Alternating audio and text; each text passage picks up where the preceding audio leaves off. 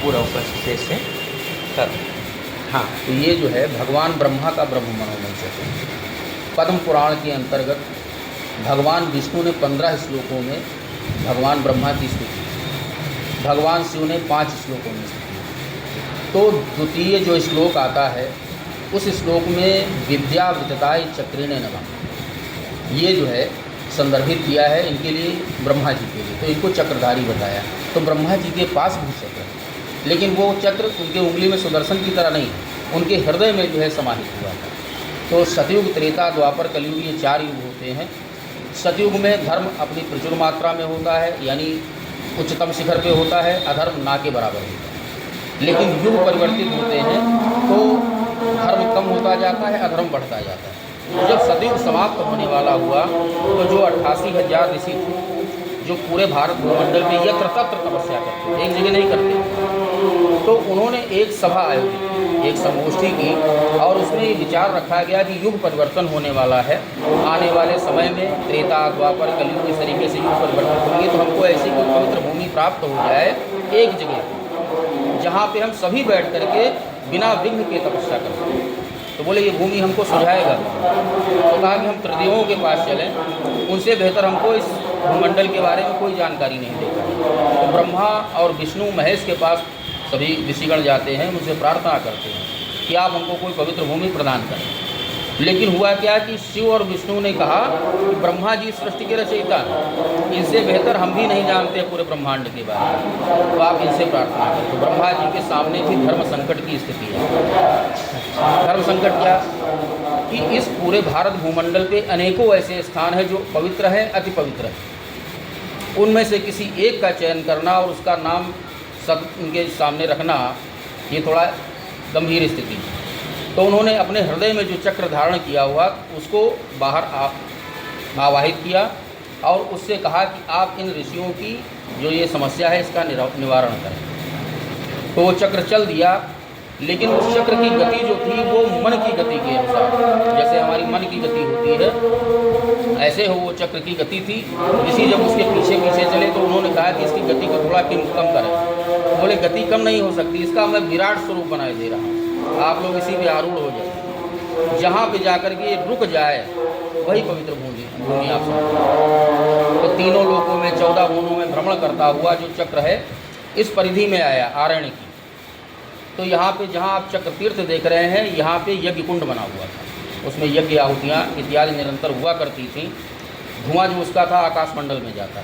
तो चक्र जब इस परिधि से ऊपर से गुजरा तो उसका उस धुएं से आकर्षण हुआ, जैसे लोहे को चुंबक अपनी तरफ खींचता है ऐसे उसको खींचा। तो उसके घर्षण से जो चक्र की धुरी थी, धुरी को संस्कृत में बोलते हैं नेनी, वो सर्वप्रथम उसमें प्रवेशित यानी गिर गई। चक्र था वो भी उसी में समाहित हुआ। ऋषिगण उतर लिए, आकाशवाणी हुई, हे ऋषियों अब यहीं बैठ करके आप तपस्या करें, आपको ये स्थान प्राप्त हो गया। तो 88,000 जो ऋषिगण थे वो 84 कोष की भूमि इनको प्राप्त हुई। पंचकोशे प्रमाणे नाम एते नैमिष मंडल। तो 5-5 कोष का जो व्यास है पूरा चारों तरफ का 15 किलोमीटर का, वो नैमिषारण्य तीर्थ के नाम से जाना जाता है। उसी में समस्त ऋषि अपना स्थान बना करके बैठे और तपस्या किया। हुआ क्या कि वो जो चक्र पृथ्वी में समाहित हो गया था, 7 तल होते हैं, अतल, वितल, सुतल, तल, तलातल, महातल और पाताल। 6 पातालों को धीरे धीरे उसने भेदन कर दिया। जब ऋषियों को पता चला कि 7वां पाताल ही शेष है, वो भी टूट गया, तो पृथ्वी जलमग्न हो जाए, जल ही जल हो जाए। तो पुनः ब्रह्मा जी के पास गए, ब्रह्मा जी से प्रार्थना की कि महाराज जो आपने चक्र हमको प्रदान किया, उसने भूमि तो हमको प्रदान कर दी, लेकिन वो प्रलय लाने वाला है, क्योंकि नीचे ही जाता जा रहा है, तो उसको आप रोक लें। तो बोले शक्ति थी, हमने छोड़ दिया, उसको रोकने की क्षमता हमारे अंदर नहीं। जिस तरीके से कोई आयुध संधान करके छोड़ दे और उसके बाद में उससे कहा जाए कि रोक लो, तो नहीं रोक पाएगा। तो बोले इससे भी बड़ी शक्ति अगर कोई होगी वो उसको रोक पाएगी।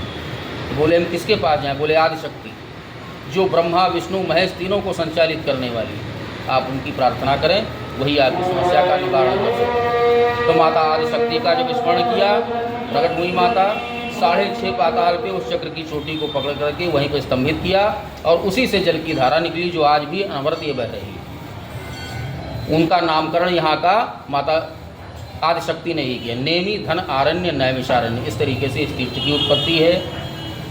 वेद व्यास जी ने 4 वेदों का विभाजन तो किया, माना गांव उत्तराखंड में, लेकिन कुछ ग्रंथों की रचना तीर्थ नैमिषारण्य में भी आकर की। और उन सभी ग्रंथों को उनके जो शिष्य थे सूत जी महाराज ने 1000 वर्ष तक का सत्र चला करके इस तीर्थ नैमिषारण्य में सभी सौनकादिक 88,000 ऋषियों को यहीं पे बैठ करके सुनाया। श्रीमद् भागवत जो सुनी गई प्रथम बार वो तीर्थ नैमिषारण्य में सुनी गई। द्वापर में सुखदेव मुनि ने राजा परीक्षित को सुनाया, लेकिन उससे पहले सतयुग में तीर्थ नैमिषारण्य में वो भागवत हो चुकी थी। यहीं पे सत्यनारायण की जो कथा है उसका भी आरंभ हुआ।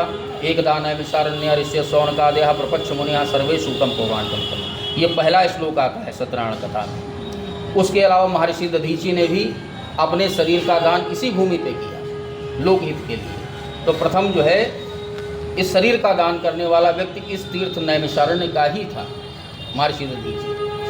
भगवान राम का जन्म अयोध्या में हुआ, लेकिन उनके जन्म की जो कारण भूमि रही वो तीर्थ नैमिषारण्य। बालकांड रामचरितमानस गोस्वामी तुलसीदास जी ने बालकांड में राम जन्म के हेतु यानी कारण कई कारण बताए।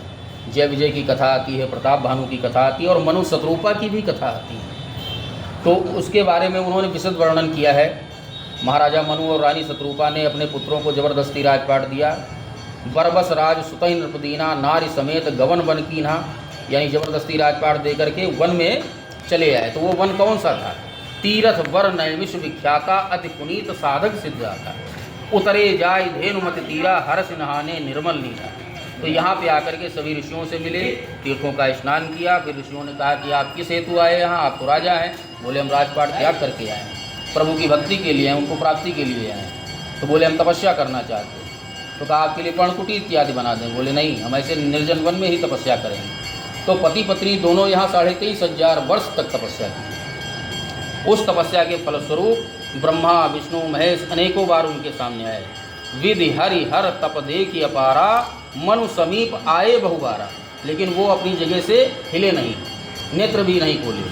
तब फिर परम ब्रह्म परमात्मा को निराकार स्वरूप जो ब्रह्म जो सभी में सर्वव्याप्त है उनका स्मरण किया ब्रह्मा विष्णु महेश ने। तो वो जब साकार स्वरूप में प्रकट हुए तीर्थ नैमिषारण्य में, महाराजा मनु के हृदय में प्रवेश किए।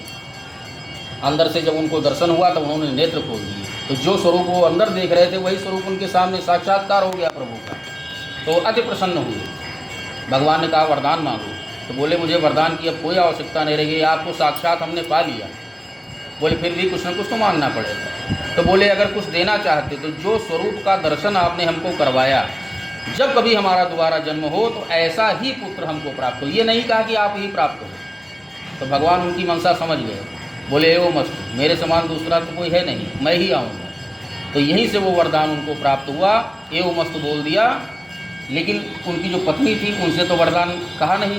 तो जब उनसे पूछा कि आप क्या चाहती हैं, तो वो भी बहुत चालाकी से उत्तर दिया। उन्होंने कहा जो वरनाथ चतुर नृप मांगा, सो कृपाल मोहि अति प्रिय लागा, यानी वही चाहिए मुझको भी।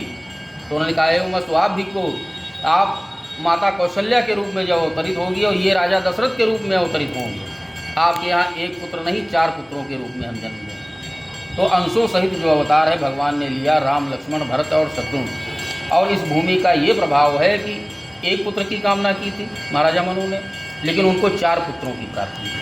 तो चतुर्गुना फल यहाँ पे मिलता है। जो भी कार्य हम पाप या पुण्य जो भी करते हैं उसका 4 गुना फल है यहाँ पे। और भगवान राम ने अश्वमेध यज्ञ किया त्रेता युग में, उनको एक अश्वमेध यज्ञ का फल मिला। परंतु इस तीर्थ नैमिषारण्य में, इस कलयुग में हमको प्रत्येक पग पग पर यहाँ पे जो है एक अश्वमेध यज्ञ का फल प्राप्त हो सकता है। क्योंकि एक श्लोक आता है गंगायाम योजने यज्ञ वाराणस्याम अर्ध योजने कुरुक्षेत्रे चक्रोश में से नैमिषेक उपगीत। गंगा जी पे जब हम इस कलयुग में 12 किलोमीटर यानी 1 योजन पैदल चलते हैं तो हमको एक अश्वमेध यज्ञ का फल प्राप्त होता है। काशी में 6 किलोमीटर और कुरुक्षेत्र में 3 किलोमीटर, लेकिन नैमिषारण्य में पग पग पर। लेकिन एक उसके लिए शर्त लगी हुई है, हमको नहीं प्राप्त होगा ऐसे, क्योंकि हम उस भाव से नहीं कर रहे हैं। और भाव भी हमारा होना चाहिए और वही महामंत्र हमारे हृदय में चलते रहना चाहिए जब तक हम इस तीर्थ नैमिषारण्य में हैं, जो महाराजा मनु और रानी शत्रुपा ने यहाँ पे महामंत्र का जाप किया, ओम नमो भगवते वासुदेवाय। तो ऐसा करते हुए जब तक यहाँ रहें तब तक मन में ओम नमो भगवते वासुदेवाय का जाप करते रहें। आपको पुण्य की प्राप्ति होगी। बोलिए तीर्थ नयन शारण्य धाम की जय।